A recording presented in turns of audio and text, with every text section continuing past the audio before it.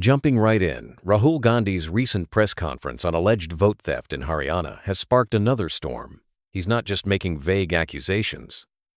This time, he says over 2.5 million votes were stolen and claims to have proof.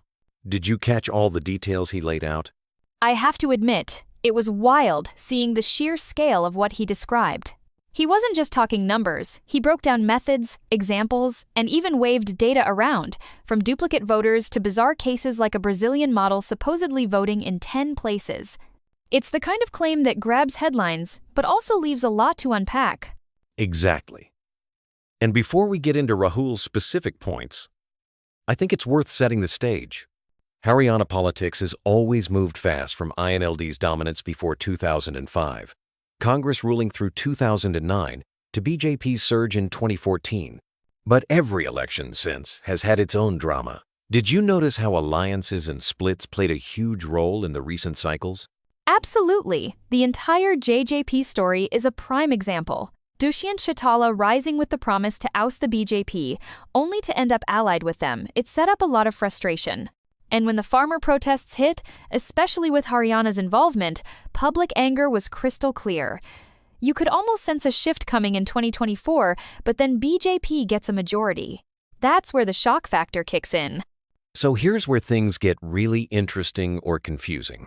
Rahul puts forward a bunch of examples. Duplicate voters, invalid addresses, and those bulk voter houses where 500 people are supposedly registered at a single address.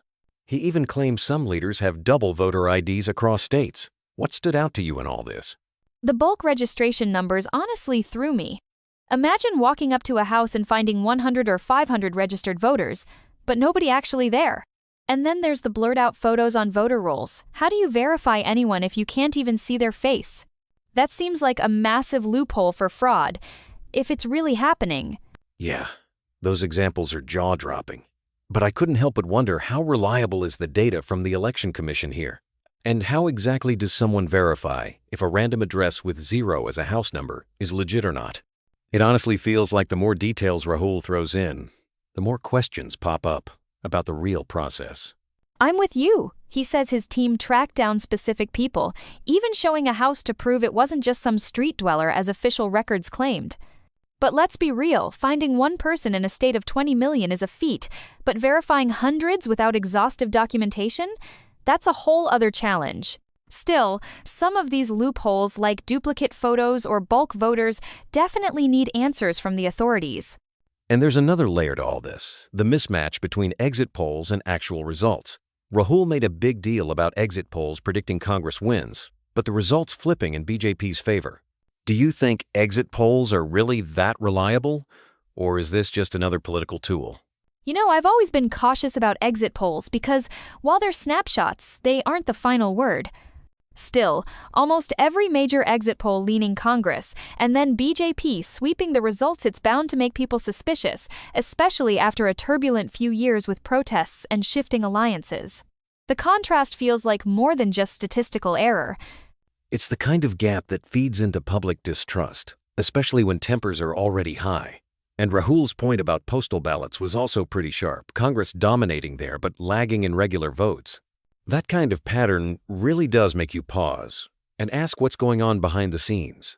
Plus, when you throw in the ongoing court debates and Rahul's push for the Election Commission to act, it all adds up to a pretty messy picture.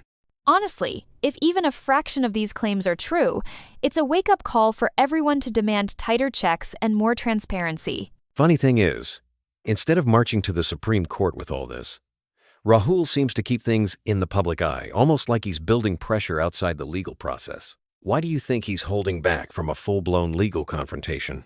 That's what puzzles me. Maybe he's not fully confident in his proof, or maybe it's strategic sometimes. Just keeping the controversy alive serves a political narrative, especially with elections around the corner in places like Bihar. But as the opposition leader, he really is expected to push for accountability, not just air grievances.